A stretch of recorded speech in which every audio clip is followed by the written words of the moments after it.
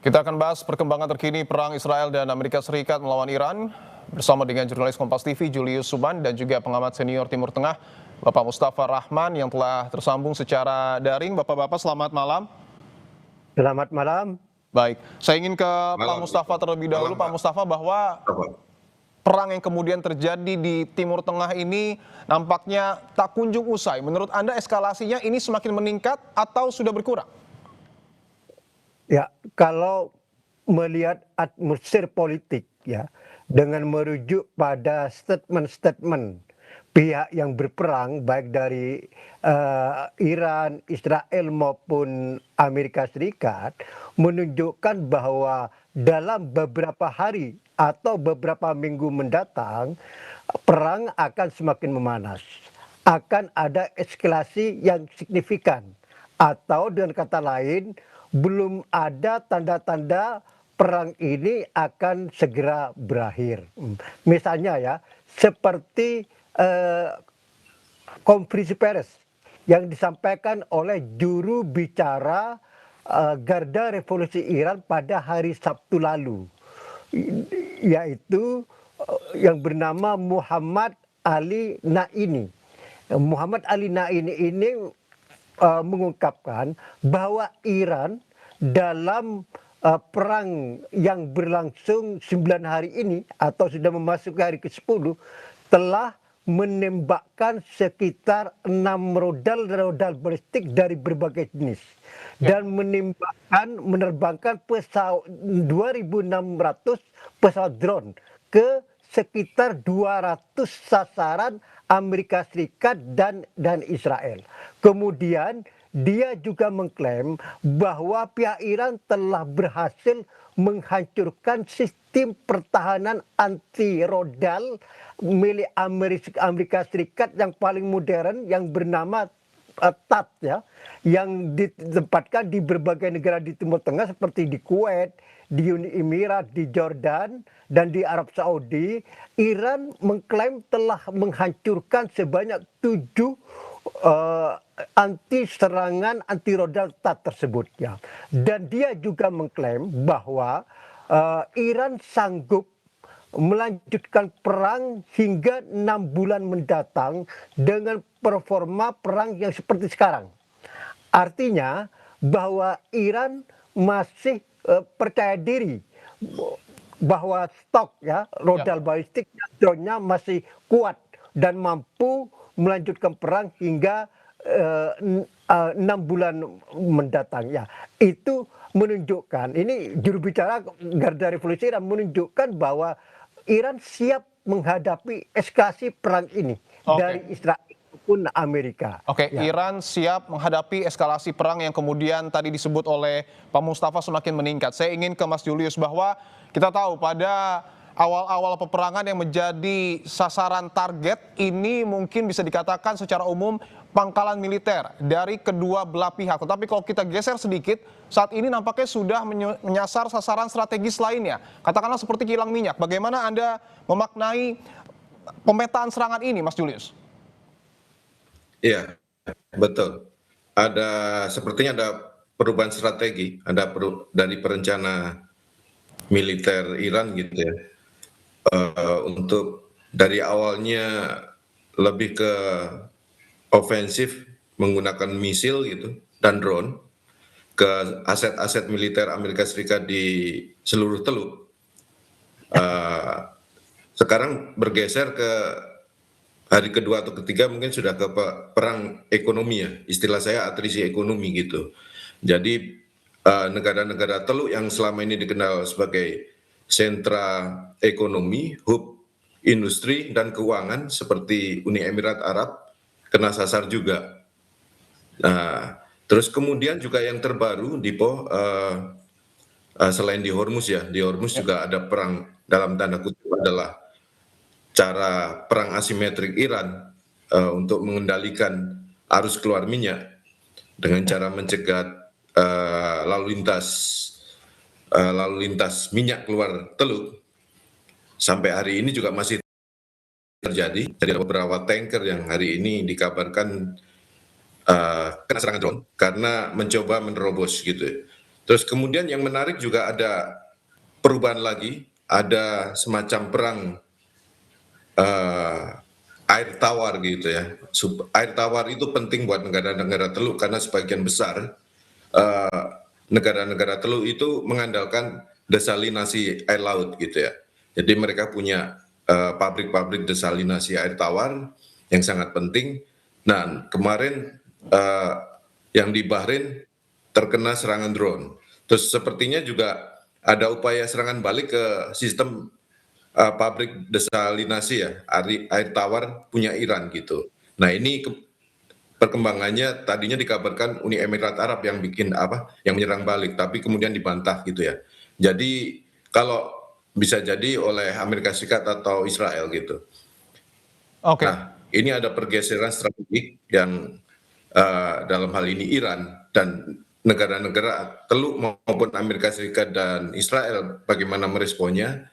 Jadi ada perubahan, tidak lagi dominan, ya tetap mengancam gitu ya, ada perang misil dan kemudian anti pertahanan udaranya, terus kemudian tetap di Hormuz juga masih belum lancar gitu lalu lintasnya karena nanti akan diserang juga dengan drone misalnya, mereka kapal-kapal tanker yang lewat, terus kemudian juga Uni Emirat Arab terutama kan, ini serangan kan yang paling banyak diserang oleh Iran adalah Uni Emirat Arab gitu. Nah, ini otomatis bisnis turisme, terus kemudian ekonomi, terus kemudian dia kan hidup dari sebagai hub gitu ya, hub global yang menghubungkan 5 kontinen gitu. Nah, ini sepertinya langsung stop, langsung menimbulkan kerugian yang besar. Jadi atrisi ekonomi ini selain menyasar pusat-pusat ekonomi di negara Teluk, juga sekarang bergeser lagi jadi perang air yang merupakan sumber daya utama di luar minyak ya, sumber utama yang bisa menimbulkan potensi konflik di sana. Oke, sebelum ke Pak Mustafa, saya ingin garis bawahi dulu Mas Julius. Artinya perubahan strategi ini, perubahan sasaran strategis yang kemudian jadi target serangan, ini tujuannya apa dari kedua belah pihak? Dalam tujuan masing-masing adalah sebetulnya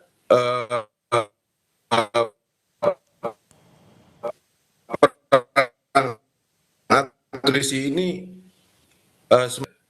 jadi kalau tidak bisa dicekik dengan senjata, dengan misil maupun oleh kedua belah pihak gitu yang bertempur, akhirnya dipakai cara-cara yang lebih langsung kena gitu, yang langsung bisa kayak air kan menguasai hajat hidup orang banyak ya. Misalnya air tadi itu, perang air itu akan membuat sebagian besar warga di sekitar di Bahrain misalnya, kalau itu juga diserang di negara-negara Teluk lainnya juga diserang, fasilitas pengolahan air tawarnya itu juga akan menjadi bencana buat banyak orang, termasuk juga di Iran, karena sebagian besar mengandalkan desalinasi air laut menjadi air tawar gitu. Nah, ini akan mempengaruhi hajat hidup orang banyak. Jadi ini sudah collateral damage-nya itu sudah semakin berat ya. Oke. Karena sudah tidak lagi ke objek target militer tapi ke objek sipil gitu. Dan jangan lupa kemarin penyerangan yang untuk pertama kalinya juga Depot Shahran yang menyuplai Teheran itu kan juga kena serangan. Itu untuk pertama kalinya infrastruktur minyak Iran diserang oleh Amerika Serikat dan Israel gitu. Nah, ini juga mempengaruhi hajat hidup orang banyak. Selain itu juga suplainya buat militer ya. Oke. Selain militer itu Depot Shahran itu yang tadi gambarnya sudah diangkat ke layar itu juga menyuplai untuk warga di sana gitu. Oke. Jadi ini sudah perang yang berusaha mencekik hajat hidup orang banyak. Oke. Demikian. Artinya tujuannya menyasar langsung masyarakat sipil yang kemudian ada di negara tersebut. Saya ingin bergeser ke Pak Mustafa bahwa sebelumnya kita tahu juga Presiden Iran ini sebetulnya sudah meminta maaf ketika Iran menyerang negara-negara tetangga yang menjadi basis dari pangkalan militer Amerika Serikat. Saya ingin tanyakan, melihat situasi negara-negara Teluk dan negara sekutu yang ada pangkalan militer Amerika Serikat di sana, bagaimana situasi yang Anda lihat saat ini, Pak Mustafa? Ya, seperti yang baru ditayangkan oleh Kompas TV ya, wawancara Menlu Iran Abbas Araqi dengan MBC News ya.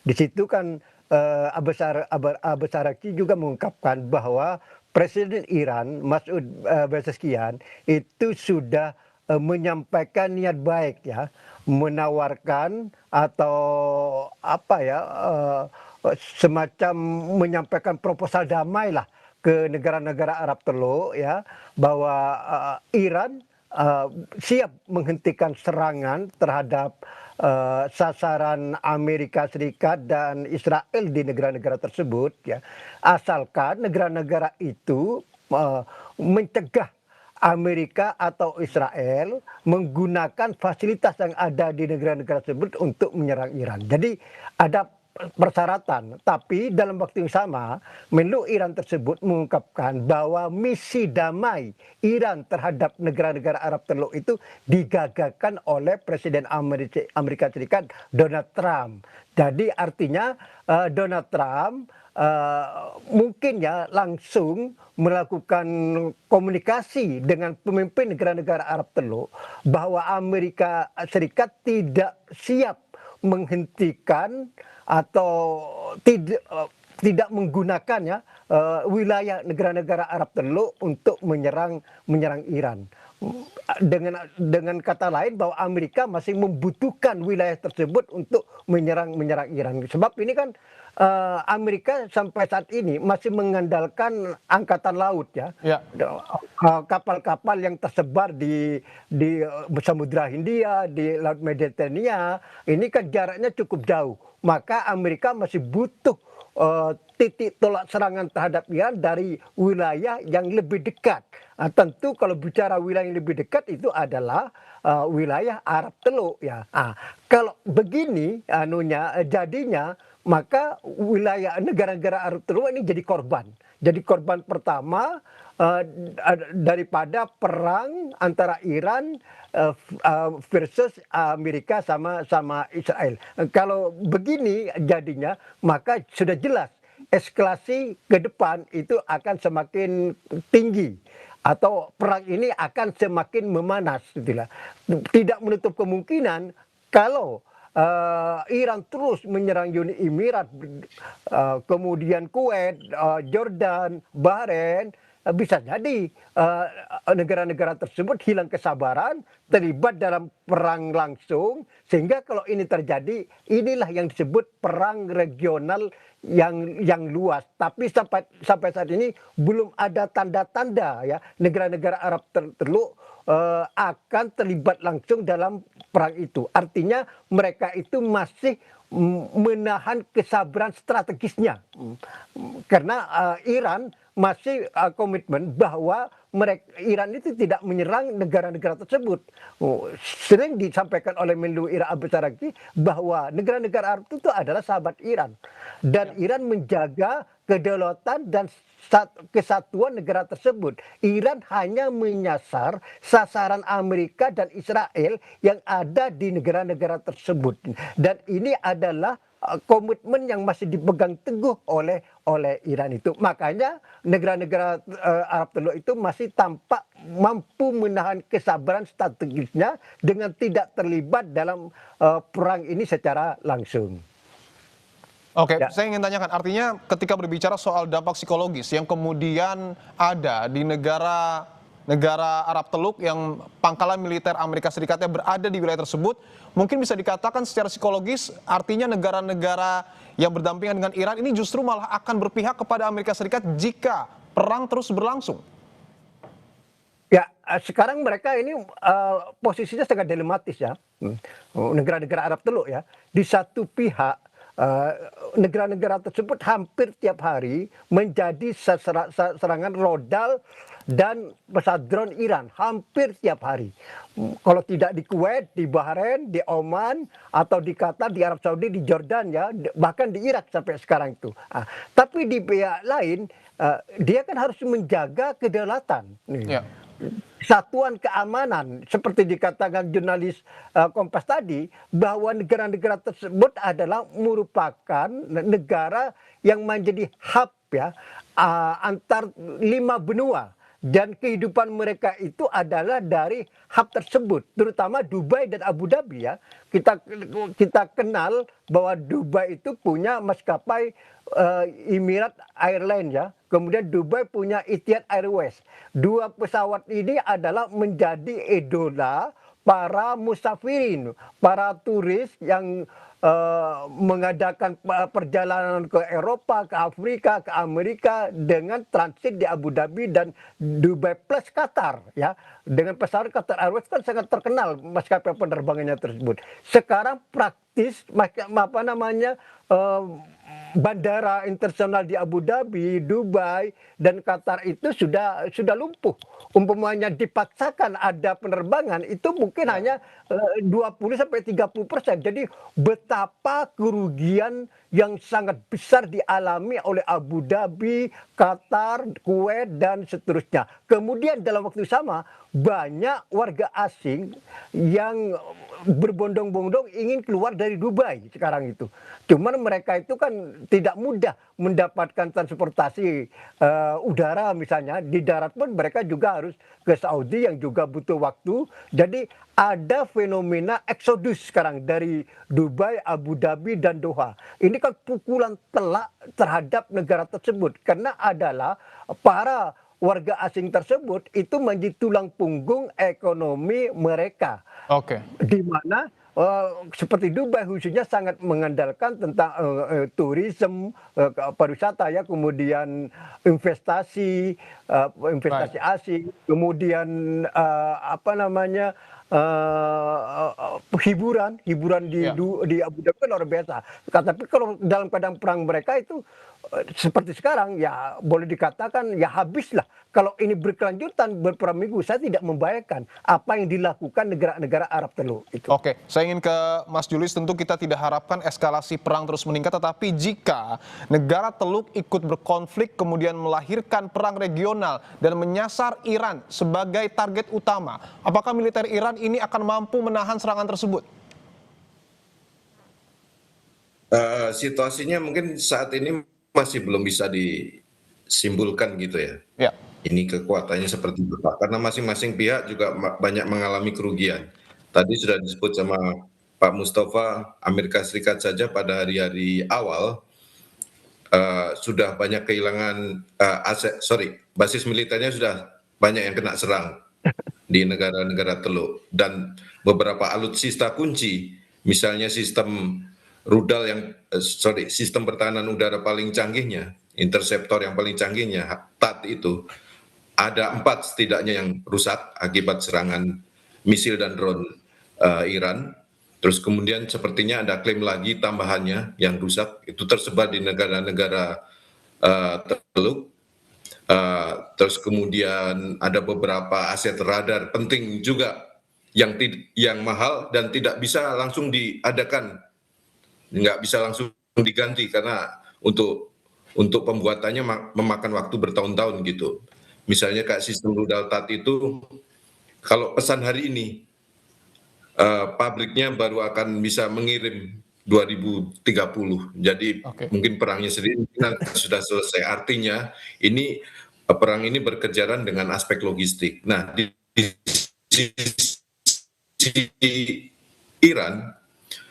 sisi Iran juga beberapa banyak analis sudah mulai menghitung nih perkiraan gitu, mengira-ngira ini sampai berapa lama kekuatan misil dan drone-nya gitu ya. Nah, dari data yang mereka himpun ini pada awal hari pertama serangan 28 Februari lalu itu jumlahnya di atas 350 misil yang ditembakkan ke berbagai target gitu ya.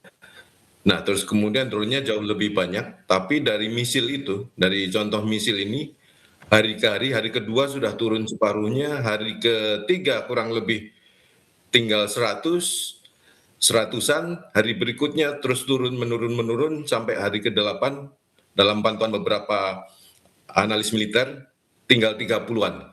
Nah, ini mengindikasikan bahwa bisa jadi jumlah peluncur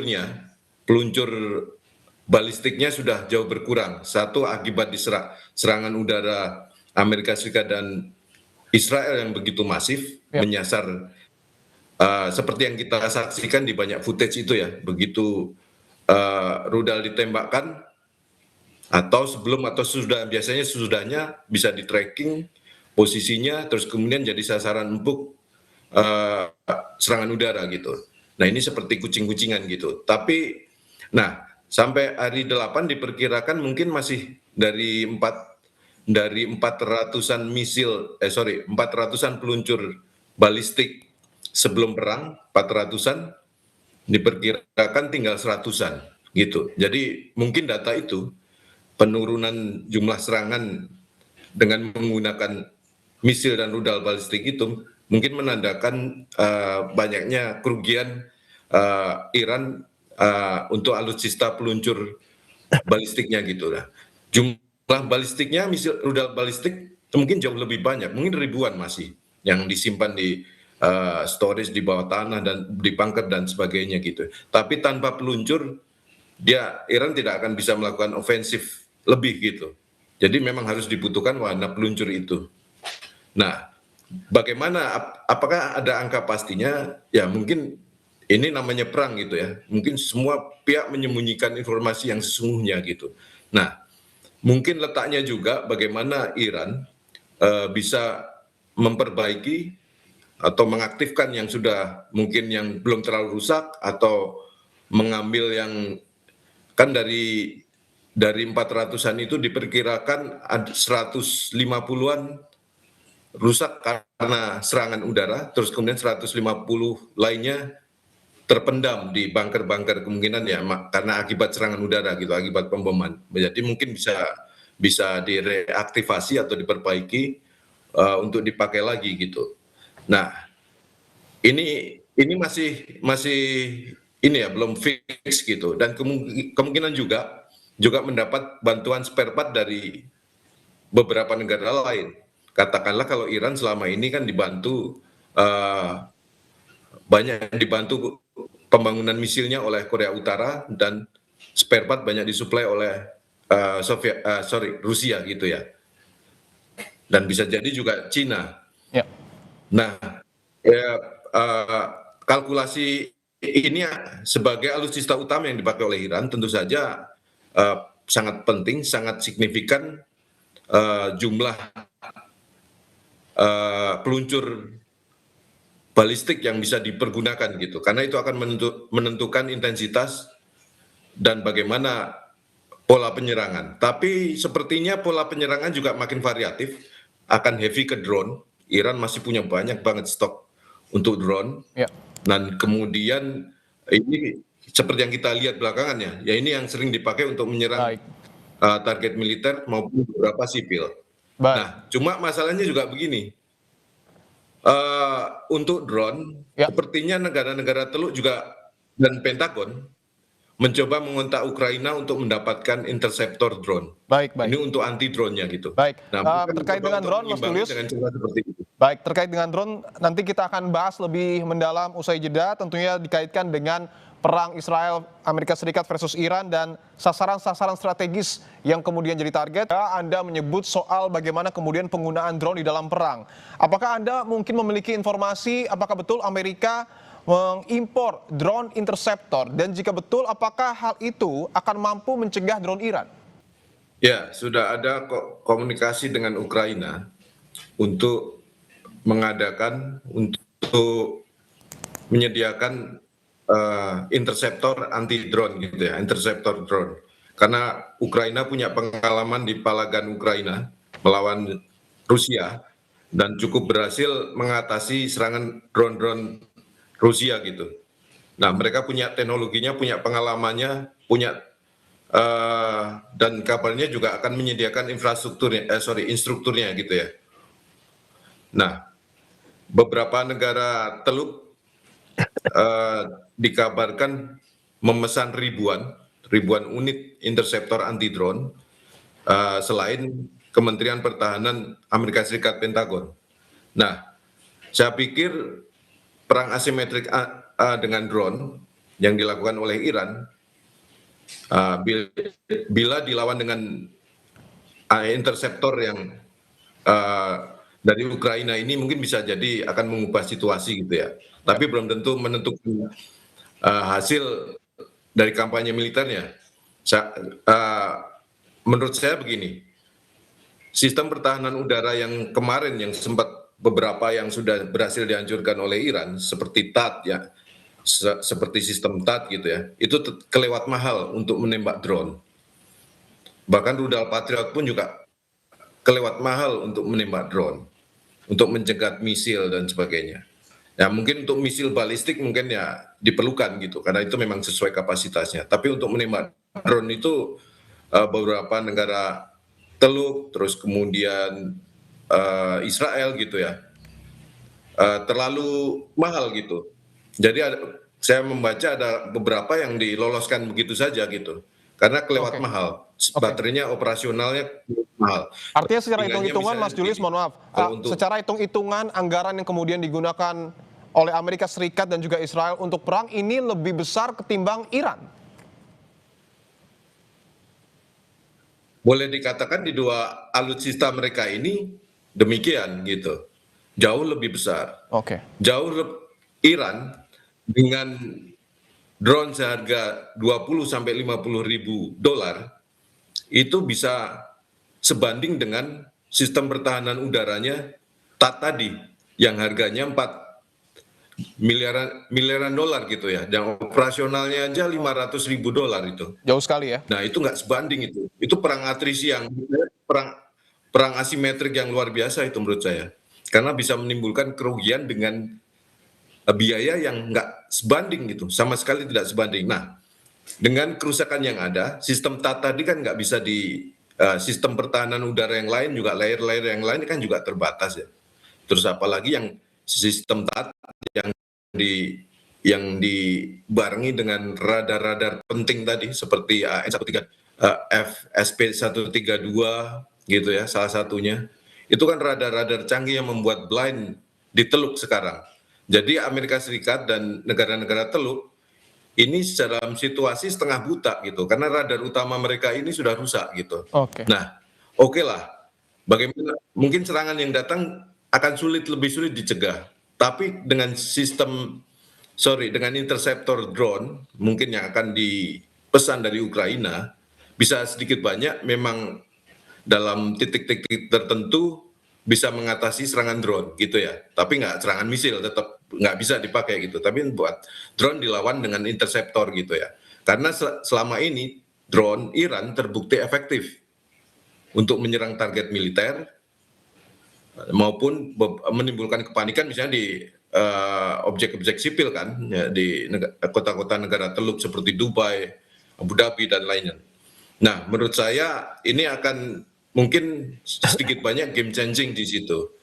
Tapi mungkin perangnya sendiri belum bisa saya kalkulasi apakah ini akan panjang dan sebagainya gitu ya. Karena memang ada yang menarik juga, ada misalnya Cina gitu ya. Misalnya Cina ini kan juga masih melihat-lihat ini. Faktor keterlibatan Rusia juga masih banyak dianalisis. Ya. Apakah dia membantu bodor gitu, karena meskipun tadi saya sebut ya, peluncur misil balistiknya Iran diperkirakan sudah jauh menurun karena banyak yang diserang, tapi nyatanya serangan misil mereka itu presisi. Ya. Serangan misil presisi itu dari mana? Karena radarnya Iran sebagian besar sudah rusak. Pertahanan udara, infrastruktur pertahanan udaranya juga sebagian sudah rusak. Kemudian satelit intelijennya nggak punya, mungkin minor gitu ya. Nah, bagaimana Iran bisa presisi? Nah, ini diduga kan beberapa analis menduga ini adalah dibantu oleh Rusia lewat satelit mata-mata Kayam namanya, terus kemudian juga ada diduga informasi intelijen disuplai juga oleh seperti yang tadi Washington Post tulis ya, Ya, diduga baik, dibantu oleh Cina. Tapi ini baik, belum terkonfirmasi benar. baik. Tapi ada satu lagi menarik, Dipo. Ya, Di sekitar Teluk Oman itu ada satu kapal besar milik Tiongkok, Liao Wang itu. Itu adalah kapal signal intelijen terbesar itu. Jadi ada kubah antenanya besar-besar gitu. Itu diperkirakan menyerap banyak informasi signal elektronik, signal intelijen yang mungkin Washington Post duga itu terkait dengan pemberian akses informasi intelijen itu. baik, baik, kita akan lanjutkan terkait dengan informasi intelijen, tapi saya ingin ke Pak Mustafa terlebih dahulu bahwa tadi kalau berdasarkan pernyataan dari Mas Julius, serangan-serangan yang kemudian dilancarkan Iran ini cukup presisi, tetapi secara pertahanan pun digempur habis-habisan, bisa dikatakan Iran masih cukup kuat untuk kemudian menahan serangan dari Amerika Serikat dan juga Israel. Pertanyaannya apakah kemudian hal ini secara psikologis akan membangun proksi-proksi untuk kemudian Iran semakin kuat menyerang Amerika Serikat dan juga Israel? Ya, kekuatan Iran yang masih signifikan sampai hari ke-9 ya. Nah, ini ya tentu ya banyak faktor ya. Tadi sudah disebutkan bahwa ada kemungkinan Rusia dan Cina menyuplai data intelijen ke Iran ya, dan sehingga Iran sekarang mampu menyasar sasaran Amerika dan Israel secara presisi yang sangat sangat kuat ya. Tapi dalam waktu yang sama ya Iran masih punya sisa kekuatannya, walaupun Israel sudah mengklaim berhasil menghancurkan 60% peluncur rudal balistiknya. Amerika juga mengklaim sudah lebih dari 2.000 sasaran Iran yang sudah digempur habis-habisan ya.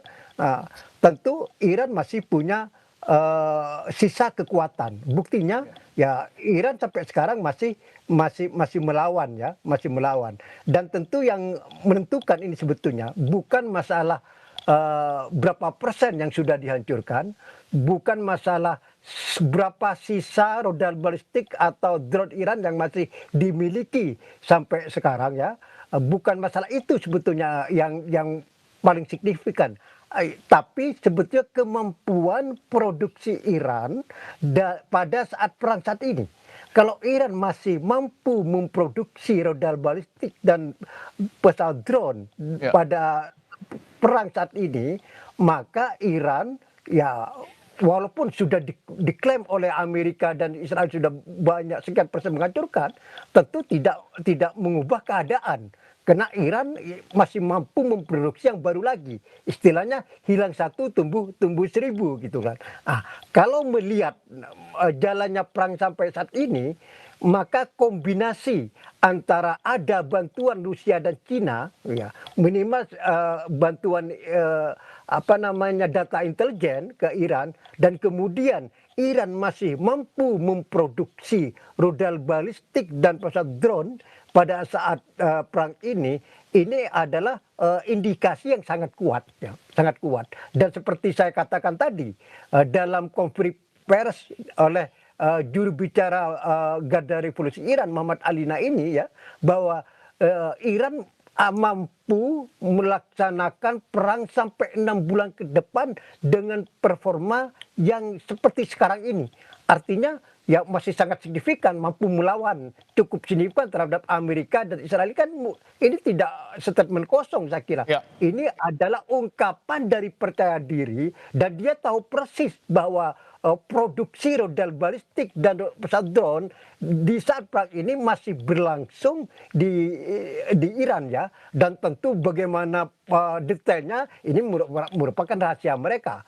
Tapi ini merupakan konferensi pers yang sangat signifikan, memberi pesan politik yang sangat kuat terhadap Israel dan Amerika bahwa meskipun Iran, maaf ya, Israel dan Amerika mengklaim sudah menghancurkan sana sini, Ya. ya, tapi Iran masih percaya diri. Itu karena mungkin tadi itu Iran masih mampu memproduksi Ya. rudal balistik dan drone. Mungkin apa namanya pusat produksinya itu ada di bawah tanah, di bunker yang sudah dipersiapkan puluhan tahun yang lalu untuk mempersiapkan terjadinya perang seperti ini. Dan Oke. ternyata terbukti dan sangat apakah kalkulasi Iran yang sekian puluh tahun sebelumnya ini ternyata sangat efektif menghadapi perang yang terjadi saat ini. Oke, saya ingin tanyakan Pak Mustafa bahwa tadi sudah dibahas ada kemungkinan Rusia dan juga Cina ataupun artinya dunia internasional ini sedikit demi sedikit mulai membantu Iran. Tetapi pertanyaannya untuk di internal negara Iran itu sendiri, apakah kondisi perang yang kemudian semakin meningkat ini semakin memperkuat kondisi internal Iran atau seperti apa? Nah, saya mau menyinggung lagi apa yang dikatakan oleh Menlu Iran, Abbas Araqchi, dalam wawancara dengan MBC News yang tadi ditayangkan oleh Kompas TV ya. Menlu Iran tersebut mengungkapkan ya bahwa Presiden Trump yang semula percaya diri bahwa perang ini terjadi dalam waktu singkat dan kemudian Amerika dan Israel yang menarget bahwa akan terjadi perubahan rejim ya itu. Menurut Abbas Araqchi itu menunjukkan bahwa Amerika dan Israel tidak paham tentang Iran yang sebenarnya. Persisnya Israel dan Amerika tidak paham tentang struktur politik, struktur keamanan, struktur militer ya yang ada di Iran. Jadi tidak mudah melakukan sesuatu atau menaklukkan Iran seperti yang dibayangkan Amerika dan Israel. Dengan kata lain bahwa Iran itu bukan Venezuela gitu kan. Iran itu beda gitu. Iran Artinya, tidak akan. oke. Apakah artinya kemudian intelijen Amerika Serikat dan juga Mossad ini tidak cukup mampu untuk kemudian menembus kondisi internal yang kemudian ada di Iran?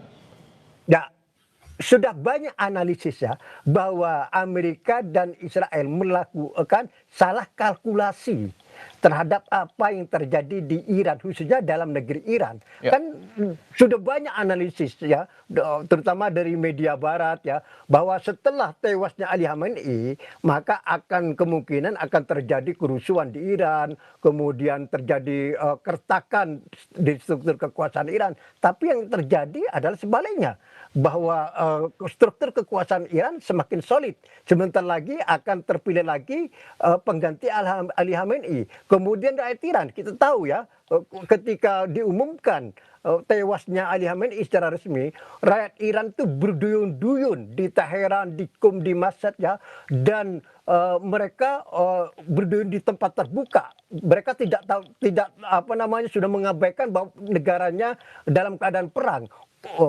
Mereka berani ya di lapangan terbuka ratusan ribu orang dan meratapi menangisi atas tewasnya Ali Khamenei tersebut. Artinya dukungan rakyat Iran terhadap rezim yang di Iran sekarang itu masih sangat kuat. Maka kemudian muncul banyak analisa bahwa Amerika sama Israel salah kalkulasi dalam membaca situasi dalam negeri Iran. Kemudian tampaknya sudah disadari ya salah kalkulasi itu. Maka muncul wacana Amerika akan menerjunkan pasukan darat ya ke Iran. Tapi ini juga tidak mudah ya. Mereka masih wacana. Tidak gampang. Iran bukan Irak ya. Iran ini secara geografi sangat luas ya, dan Teheran dengan pantai laut barat Iran itu sudah lebih dari 1.000 kilometer dan melalui beberapa kota, kemudian perbukitan yang sulit ya. Tidak mudah misalnya Amerika menerjunkan pasukan darat di pantai barat Iran, kemudian menuju Teheran. Ya itu gambarannya sangat sulit karena akan dicegat di beberapa kota sebelum masuk kota Teheran. Dan ya kita tahu bahwa namanya rakyat Iran ya itu sangat luar biasa jiwa kepahlawannya. Mereka lebih baik mati syahid, dan mati syahid itu merupakan kehormatan bagi mereka untuk mencegah mungkin kalau ada gerakan maju pasukan darat dan di Iran. Dan juga dikatakan oleh Menlu Iran dalam wawancara dengan NBC News, Iran menunggu kedatangan pasukan darat Amerika. Oke. Tidak ada gentar sama sekali bahwa pasukan, kalau Amerika berani menunjukkan pasukan darat itu adalah bencana. Memang ditunggu sekarang. Jadi memang Iran semakin menantang. Tidak ada rasa takut sama sekali. Jadi kalau Presiden Trump minta Iran itu menyerah tanpa syarat, itu omong kosong. Sama sekali tidak sesuai dengan realita yang ada. Sekarang seharusnya Trump itu berpikir ada dua opsi ya. Perang habis-habisan, bisa aja menang Amerika, bisa aja kalah. Atau segera mencari jalan keluar, menghentikan perang ini secara terhormat. Breaking News Kompas TV kami lanjutkan, saudara. Sebelum saya ke Mas Julius, saya ingin ke Pak Mustafa terlebih dahulu, bahwa tadi sebelumnya Anda menyebutkan kalkulasi dari Amerika Serikat dan Israel yang memprediksi bahwa mungkin saja terjadi pergolakan di internal Iran ini. Salah, apakah artinya hubungan antara katakanlah Presiden Iran yang mewakili kelompok sipil dan juga hubungan dengan IRGC yang mewakili kelompok militer ini dalam kondisi yang solid, Pak Mustafa? Betul. Jadi sampai sekarang sangat solid. Ya. Tentu dalam situasi seperti sekarang, inisiatif militer akan dipegang oleh Garda Revolusi Iran ya, IRGC itu tentu itu ya, inisiatif militer. Adapun politik ya masih dipegang atau dikendalikan oleh Presiden Iran ya, khususnya yaitu Dewan Pimpinan Sementara Iran yang terdiri 3 orang yang sekarang semacam mewakili atau pengganti dari Ali Khamenei. 3 Dewan Pimpinan Iran yang terdiri 3 orang itu yaitu Presiden Iran Masoud Pezeshkian itu, yang kedua Ketua Mahkamah Agung Iran Ghulam Hussein Mohseni Ejei, dan yang ketiga adalah salah satu ulama senior Iran dari Lembaga Pelindung Konstitusi yaitu Ayatullah Ali Riza Arifi, dan ini salah satu calon pengganti Ali Khamenei. Jadi 3 tokoh ini sekarang yang mengendalikan Iran ya. Tentu 3 tokoh ini bekerja sama dengan Garda Revolusi Iran ya, konsultasi bagaimana kebijakan militer, kebijakan politik. Tentu untuk kebijakan militer yang memegang yang banyak berperan itu adalah Garda Revolusi Iran ya. Sayap politiknya banyak mengikuti apa yang disarankan atau disampaikan oleh Garda Revolusi. Jadi sampai sekarang masih solid, tidak ada tanda-tanda ya ada keretakan, atau dengan kata lain sistem kekuasaan Iran yang lahir dari revolusi Iran pada tahun 1979 sampai sekarang solid. Tidak ada tanda-tanda keretakan. Ini yang membuat ya banyak analisis bahwa Amerika sama Iran telah melakukan salah kalkulasi. Oke, baik. Saya ingin ke Mas Julius berbicara soal strategi perang, Mas Julius, bahwa tadi kita sudah membahas kekuatan udara dari masing-masing negara, Amerika Serikat, Israel, dan juga Iran, dan tadi Pak Mustafa menyebutkan bahwa nampaknya kurang realistis kalau Amerika Serikat ini menggerakkan pasukan darat. Tanggapan Anda, Mas Julius? Ya, sepertinya Washington masih menimbang-nimbang ya opsi-opsi serangan darat. Serangan darat yang terakhir yang ditimbang adalah mengirim pasukan khusus, jadi bukan pasukan dalam jumlah besar untuk menginspeksi fasilitas nuklir Iran gitu, karena kan itu nggak bisa dicek dengan serangan udara gitu kan, apakah sudah berhasil dihancurkan atau tidak.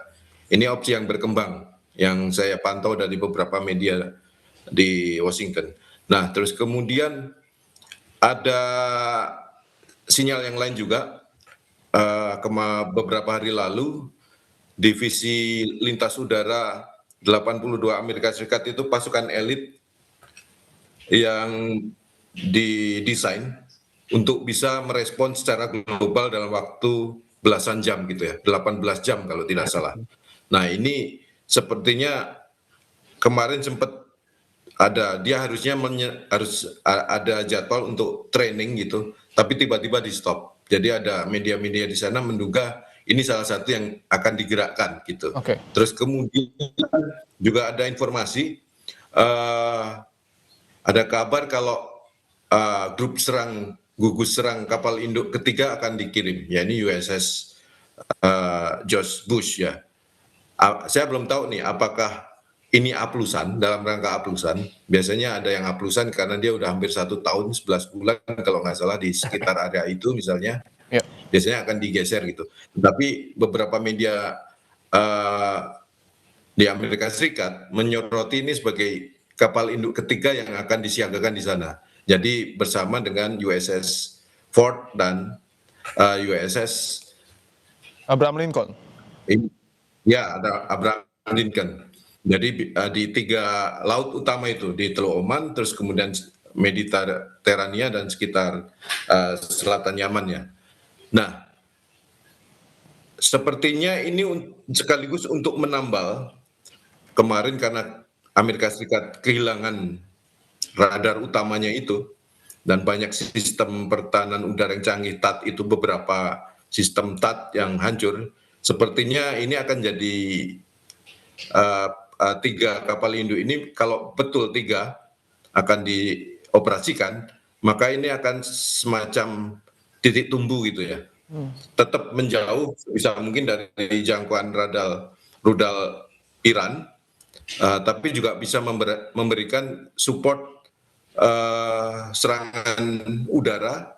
Terus beberapa pesawat terbang yang dimiliki juga punya kemampuan signal intelijen dan perang elektronik gitu ya, tetap. Terus kemudian kalau pembom bisa jadi akan dari yang lebih jauh lagi ya, dari beberapa mungkin pangkalan militer yang di luar Timur Tengah gitu ya, harus disuplai dengan tanker udara. Nah, dari sisi Iran, saya melihat ada perubahan strategi juga dengan yang tadi ada indikasi mulai intensitas serangan misil yang berkurang, tapi drone masih banyak ya. Nah, ini tampaknya diimbangi dengan proxy gitu. Nah, proxy yang paling memiliki banyak arsenal misil-misil jarak rendah, misil-misil jarak pendek dan menengah adalah Houthi di Yaman. Nah, ini dari jarak itu bisa mengancam negara-negara teluk. Mereka punya kemampuan beragam alutsista, produksi lokal maupun dari Iran, produk turunannya Iran. Nah, itu punya kemampuan mengancam negara-negara teluk. Jadi Iran punya proxy Houthi yang bisa jadi bargaining ke depan. Terus kemudian juga kita melihat Hizbullah ya. Hizbullah selang beberapa hari setelah kematian Khamenei, sepertinya hari ke-24 sudah dilemahkan oleh Israel. Nah, cuma Israel juga ada kabar dia sudah kewalahan dalam tanda kutip begini. Ada pola respon terhadap Hizbullah yang tidak ada di pola sebelumnya, yakni jumlah responnya sedikit. Bisa jadi ada yang bilang dalam tanda kutip ada kekurangan munisi gitu ya, untuk merespon serangan Hizbullah gitu. Bisa jadi munisi itu kan dipakai di front yang lain, misalnya di Iran gitu kan. Jadi perang ini akan memakan logistik semua pihak. Nah, sekarang akan tergantung bagaimana kapasitas masing-masing pihak yang berperang untuk bisa merefresh, untuk bisa memproduksi kembali senjata andalannya dalam waktu sesingkat-singkatnya, dengan harapan ya masih bisa melakukan perlawanan gitu ya, dan bisa menyerang posisi musuhnya gitu. Nah, ini yang terjadi dialami oleh semua pihak gitu. Nah, bisa jadi pula kalau Hamas kan mungkin sudah relatif ini ya, kemarin dengan operasi yang di Gaza itu sudah relatif mungkin bisa dikatakan belum mencuat nih sekarang ini. Ya. Jadi ya dua kelompok utama yang sekarang sedang bergerak berbarengan dengan Iran yang mulai banyak kehilangan peluncur rudalnya gitu ya, Oke. peluncur balistiknya. Ya. Nah ini proksi di dua tempat ini aktif dan bisa mengancam karena ada wilayah yang bolong akibat radar yang rusak tadi, radar TAT terutama ya, radar sistem radar yang membantu Hanut TAT itu membuat bolong banyak area di Timur Tengah gitu. Oke. Oke, Mas. Dan itu ada serangan di utara Ya. oleh ya. Oke, untuk peluncur-peluncur roket yang kemudian dimiliki Iran dan dihancurkan oleh Amerika Serikat, ini apakah industri militer Iran cukup mumpuni untuk kemudian dalam tanda kutip mengejar waktu, menggantikan peluncur yang rusak tersebut, atau mungkin akan dibantu oleh proksi-proksi seperti Houthi dan juga Hizbullah yang tadi Anda sebutkan, Mas Julius? Kalau proksi Hizbullah dan Houthi tadi kan mereka operator ya, yang bisa melaksanakan operasi dengan menggunakan misil dan rudal gitu ya, dan dengan berbagai varian roket dan sebagainya. Ya. Nah, kalau untuk industrinya sendiri drone kemarin ya sempat ada yang disasar itu ada serangan udara dari Amerika Serikat atau Israel itu menyasar pabrik drone di satu tempat, saya lupa namanya. Tapi bisa jadi pasti itu yang akan ditarget. Nah, harus pinter-pinternya Iran. Saya juga pasti yakin bahwa Iran karena Iran ini kan bangsa yang sudah kenyang pengalaman berperang ya, sejak 8 tahun perang dengan Irak, tahun 80 sampai 88 dan seterusnya gitu ya. Kena sanksi dengan Amerika Serikat dan sebagainya. Mereka juga pasti sudah menyiapkan perencanaan ketika masa damai kemarin sudah menyiapkan punya planning pertahanan gitu. Otomatis dia harus termasuk pasti rencana perencanaan untuk memastikan industri mereka tidak terdampak saat perang, alias mungkin bisa disembunyikan di bunker-bunker di dalam kedalaman tanah, terus kemudian di tempat-tempat remote gitu dan sebagainya gitu. Jadi pasti sudah disiapkan gitu. Saya pikir itu tadi mungkin nggak semuanya dari 400-an itu yang rusak, mungkin sebagian bisa di recover ya, bisa diperbaiki kembali dengan bantuan dengan komponen yang bisa diperoleh dari banyak pihak. Dan jangan lupa, Iran ini bikin drone misalnya, bikin misil balistik dan sebagainya. Untuk drone misalnya, itu motor untuk drone-nya itu dia impor dari banyak belahan dunia. Termasuk sempat ada waktu itu ada dari satu tempat di Indonesia waktu itu masuk pemberitaan tuh. Jadi spare partnya itu tidak beli utuh gitu, tapi dia punya spare part yang dibeli dari banyak tempat sehingga itu akan membuat aman gitu. Baik. Saya ingin membahas soal kapal induk USS George Bush yang kemudian diprediksi akan juga merapat ke Timur Tengah. Saya ingin ke Pak Mustafa, apakah pengerahan kapal induk ini akan mempengaruhi kondisi geopolitik di sana, Pak Mustafa? Karena kita tahu sebelumnya juga sudah ada 2 kapal induk yang kemudian ditempatkan Amerika Serikat di Timur Tengah sebelum terjadinya perang.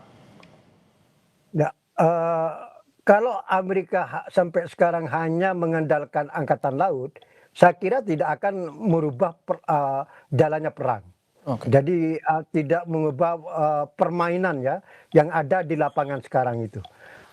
Sehebat apapun serangan udara dari laut maupun angkatan udara Israel maupun Amerika, ini kan sudah 2 kekuatan nih, tidak akan mengalahkan Iran, tidak akan mampu terjadinya rejim change di Iran ya, perubahan rezim itu. Dan itu sekarang semakin dipercaya baik oleh Israel maupun Amerika.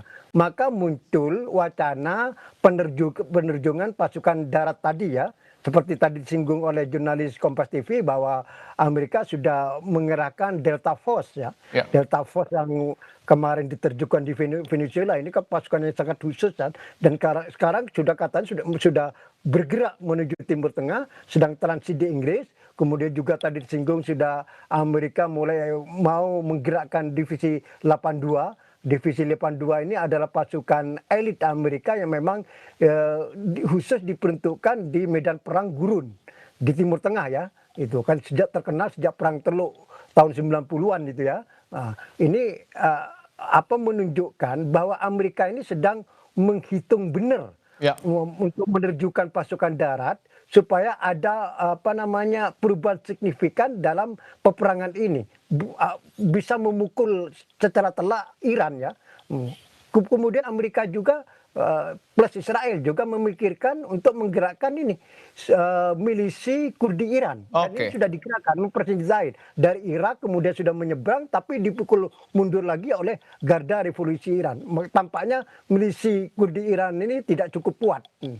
Saya ingin tanyakan, artinya ketika Amerika Serikat mempersenjatai kelompok Kurdi di Iran, ini tidak cukup mampu untuk kemudian melahirkan gejolak di internal Iran? Betul. Kan diberitakan cukup banyak itu bahwa Garda Revolusi Iran berhasil memukul mundur. Pasukan Iran Kurdi ini sebenarnya sudah bergerak, sudah dipersenjatai ya. Ini kan meniru ketika Amerika menaklukkan rejim Taliban di Afghanistan kan. Amerika mensenjatai kubu pemberontak dari Afghanistan Utara, kemudian bertemu dengan pasukan Amerika yang dari selatan dan berhasil menumbangkan rezim Taliban. Apakah skenario Afghanistan ini akan diterapkan di Iran? Nah, ini tampaknya ada indikasi ke situ karena Amerika sudah menggerakkan milisi Iran Kurdi, tapi gagal ya. Kemudian dalam waktu sama Amerika sudah menggerakkan Delta Force ya, pasukan khusus Delta dan divisi 82 katanya kan. Mungkin itu skenario Afghanistan akan diterapkan di Iran ya, di mana Amerika menggerakkan milisi Iran Kurdi ya, kemudian akan menerjunkan Delta Force di beberapa tempat yang sudah dipilih dan bertemu dengan milisi Iran Kurdi, tapi tampaknya sampai sekarang skenario ini gagal. Sudah gagal sebelum dipraktikkan ya, gagal sebelum lahir. Jadi Amerika sampai sekarang ini masih berpikir terus. Ya. Artinya penerjukan pasukan darat ini semakin hari semakin dirasakan penting. Ya. Cuma gimana mekanismenya, ini sekarang yang masih dicari ya, karena memang geografi Iran itu beda dengan Afghanistan, dengan Irak ya. Ini memang sampai sekarang dianggap kurang realistis. Cuma kan Iran harus terus Amerika terus berpikir bagaimana cara Amerika bisa menggerakkan pasukan darat kalau bisa untuk menumbangkan rezim Iran di Teheran. Tanpa pasukan darat tidak mungkin bisa menumbangkan rezim di Teheran tanpa pasukan darat. Tanpa pasukan darat, tidak ada ceritanya. Di Irak tahun 2003 Amerika bisa menumpangkan rezim tersebut karena menggerakkan pasukan darat kan. Di Afghanistan Amerika bisa menumpangkan rezim Taliban karena menggerakkan pasukan darat. Belum ada sejarahnya Amerika berhasil menumpangkan rezim tanpa menyertakan pasukan darat, apalagi di negara sebesar sekelas Iran. Ya. Geografinya besar sekali, jauh berapa kali lipat dari Irak ya. Kemudian pasukan darat Iran ini sangat tangguh, sudah punya pengalaman perang 8 tahun, kemudian sekian dekade menerima sanksi total dari Barat. Jadi walaupun Amerika misalnya seandainya memutuskan secara final menerjukan pasukan darat, belum tentu menang juga. Bahkan kata dari Menlu Iran Abbas Araqchi, Iran menunggu pasukan darat Iran dan itu akan menjadi bencana bagi Amerika. Artinya Anda memaknai pernyataan dari Presiden Donald Trump yang kemudian begitu percaya diri bahwa Amerika Serikat akan melakukan invasi melalui pasukan darat. Ini seperti apa Anda memaknainya, Pak Mustafa? Ya, Iran kan merespon. Kan begitu kuat wacana bahwa penerjungan pasukan darat itu semakin penting. Karena pasukan penggerakan angkatan udara dan angkatan laut dan Amerika mengklaim sudah lebih 2.000 sasaran di Iran yang sudah digempur sampai sekarang. Tapi kan tidak mengubah apapun di Iran sampai sekarang.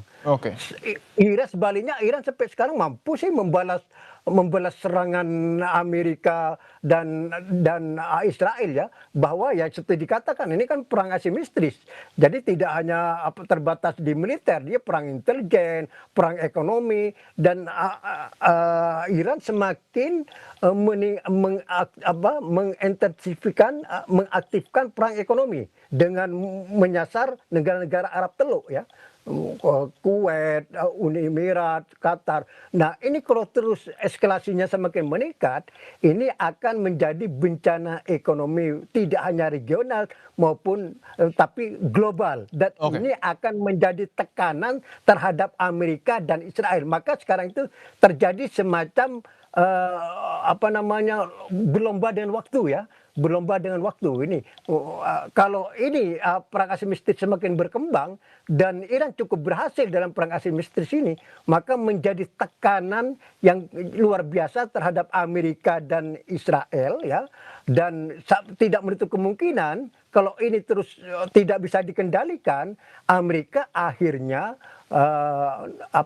mengambil keputusan bahwa perang ini harus segera diakhiri, tinggal sekarang mencari caranya bagaimana perang ini berakhir tanpa memalukan Amerika. Kalau perang asimetris ini terus berkembang dan semakin menguntungkan pihak Iran ya.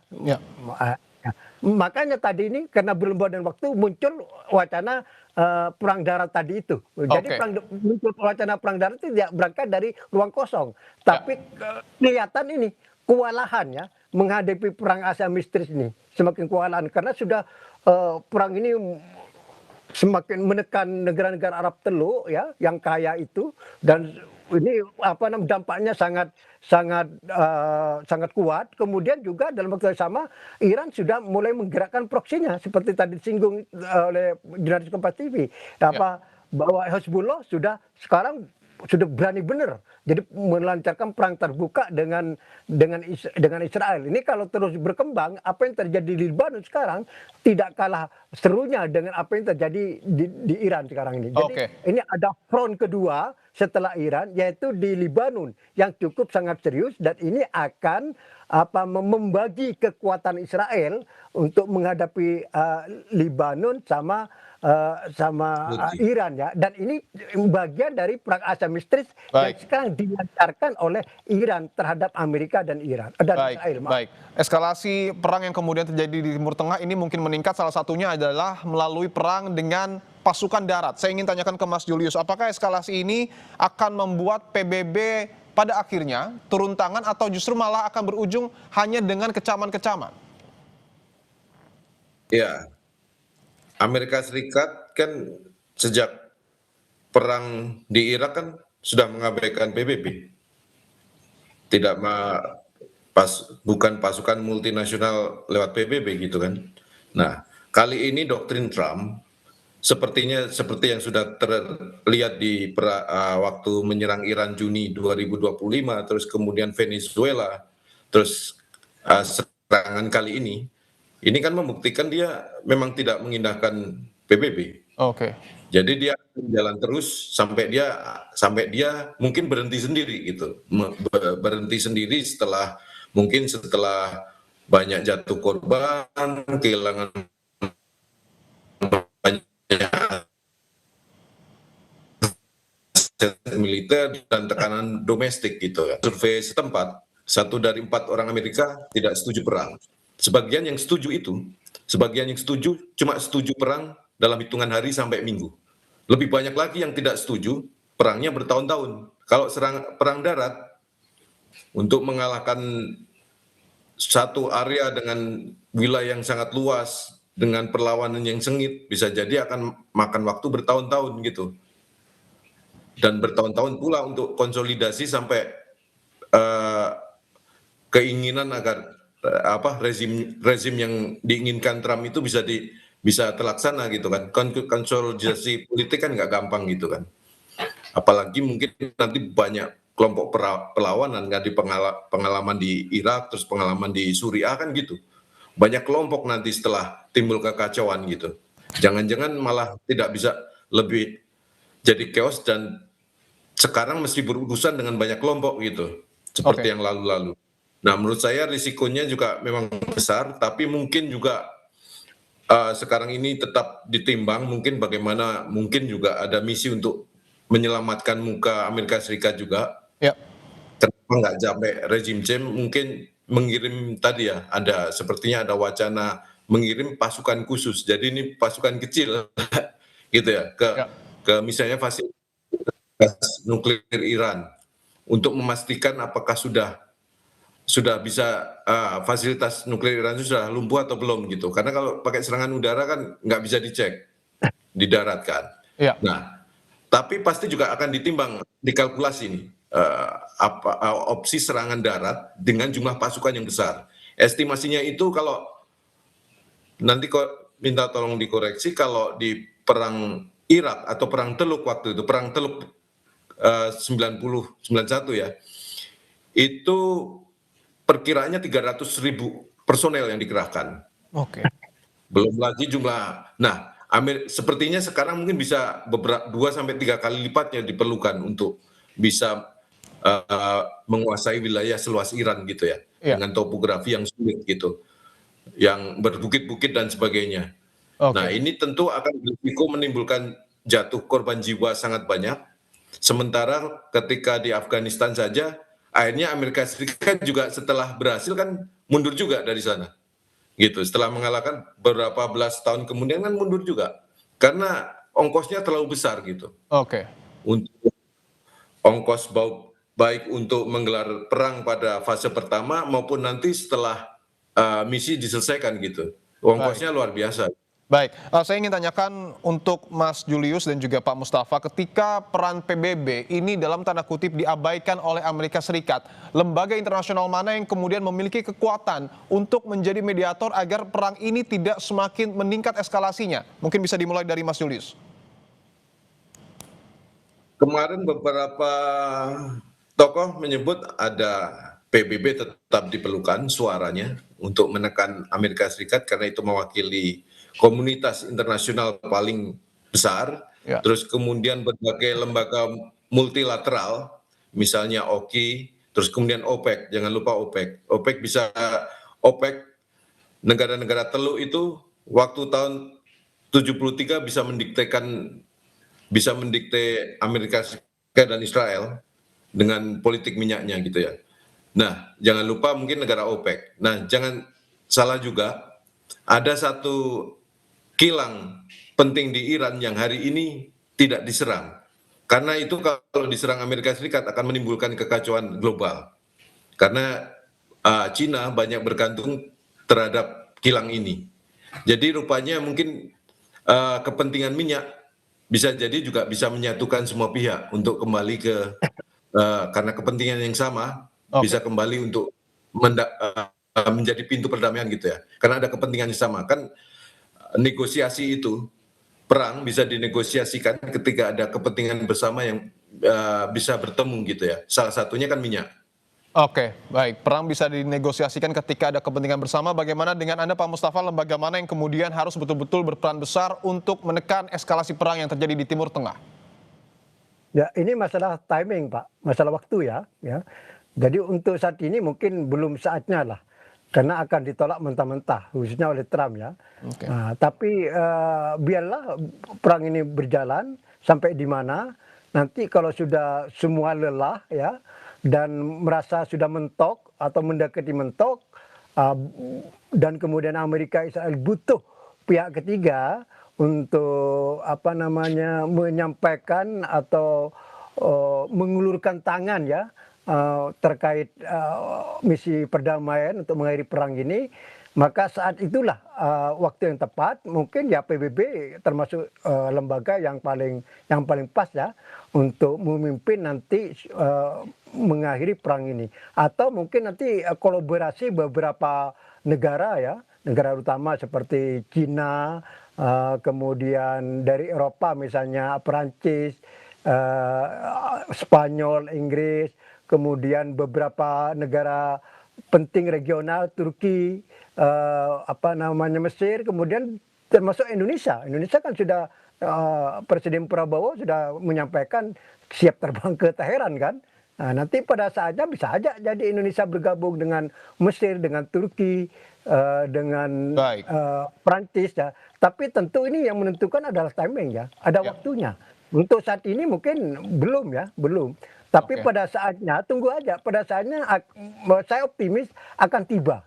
Kalau Oke. nanti semua pihak ini merasa lelah dan merasa mentok ya, kemudian harus ada jalan kompromi, dan apalagi perang asimetris ini semakin meluas, semakin banyak merugikan semua pihak, dan perang ini tidak bisa diteruskan, akan tadi itu akan terjadi bencana global. Nah ini Oke. yang menjadi mungkin titik kepentingan bersama pihak-pihak di tingkat global yang sepakat bahwa perang ini harus berakhir Baik. sebelum akan kena semua di berbagai pihak di belahan bumi ini. Oke, tentu kita tunggu waktunya ketika perang di Timur Tengah ini mereda bahkan berhenti untuk kemudian mencapai perdamaian dunia. Terima kasih telah bergabung di Breaking News Kompas TV, jurnalis Kompas TV Mas Julius Suman, dan juga pengamat senior Timur Tengah Bapak Mustafa Abdul Rahman.